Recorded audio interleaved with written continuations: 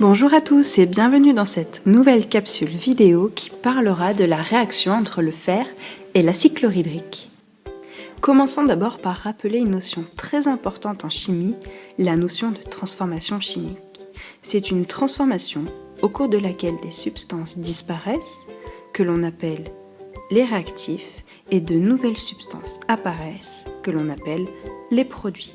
Vous avez mis en évidence une transformation chimique en quatrième, celle du dioxygène et du carbone. Donc, quand ils se rencontrent, ils forment du dioxyde de carbone.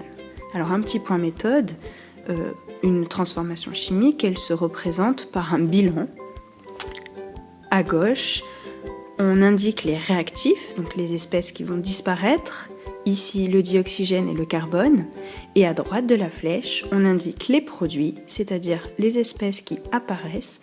Ici, il n'y en avait qu'un, c'était le dioxyde de carbone. Parlons maintenant de la réaction que vous avez faite en classe, la réaction entre le fer et l'acide chlorhydrique. Dans un tube à essai, vous avez mis au fond de la paille ou de la limaille de fer. Et sur cette paille ou limaille de fer, vous avez versé de l'acide chlorhydrique. Au cours de cette réaction entre le fer et l'acide chlorhydrique, vous avez dû observer plusieurs choses. Tout d'abord, si vous regardez sur l'image en haut à droite, vous avez dû observer des petites bulles dans votre tube à essai. C'est la formation de gaz. Ce gaz, c'est du dihydrogène, qu'on note H2. Pour le caractériser, vous avez utilisé une bûchette incandescente. Et quand on l'approche du tube à essai contenant le dihydrogène, on entend un bruit caractéristique que l'on appelle détonation. Deuxième chose que vous avez dû observer, c'est que la quantité de fer au fond du tube à essai diminue. À la fin, il y en a beaucoup moins qu'au départ. Et enfin, dernière chose, c'est la photo en bas à droite, c'est la formation d'ions fer2. Vous les avez détectés grâce à un détecteur que vous connaissez bien maintenant, qui est la soude. En ajoutant un petit peu de soude dans le résultat de votre réaction, vous avez observé un précipité vert. Donc vous en avez déduit la présence d'ions fer2. On constate donc que de nouveaux produits se forment, de nouvelles espèces apparaissent, et les espèces présentes au départ, donc les réactifs, eux, disparaissent. Il se produit donc une transformation chimique. Maintenant, vous pourriez me dire, mais quel bilan pour cette transformation chimique ?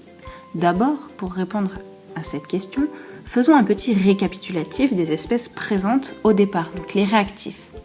Vous aviez au départ de la paille de fer, autrement dit du fer présent sous l'état d'atome. Et puis vous aviez de l'acide chlorhydrique qui contient des ions hydrogène et des ions chlorure. Ici, les ions qui sont intéressants, qui rentrent en jeu, ce sont les ions hydrogène. Et les produits, donc les espèces qui sont formées au cours de la réaction, il y en a deux, ce sont les ions fer2 et le dihydrogène. Maintenant, vous pourriez me dire, mais comment on l'écrit ce bilan ?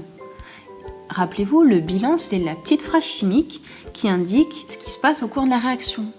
Et elle s'écrit de gauche à droite. Donc à gauche, on indique les réactifs, et à droite, on indique les produits. Donc ici, les réactifs, ce sont les atomes de fer et les ions hydrogène, et les produits, ce sont les ions fer2 et le dihydrogène. Mais maintenant, vous pourriez me dire, mais comment il se lit ce bilan ? Il se lit de la manière suivante.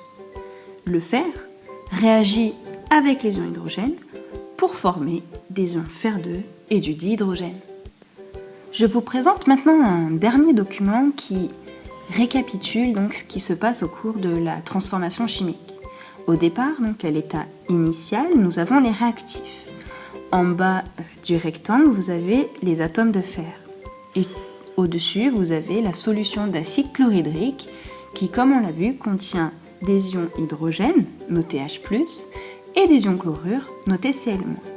Donc, les ions hydrogène vont réagir avec les atomes de fer, et vous avez la flèche pour indiquer la transformation, et le résultat, l'état final, ce qu'on obtient à la fin, les produits.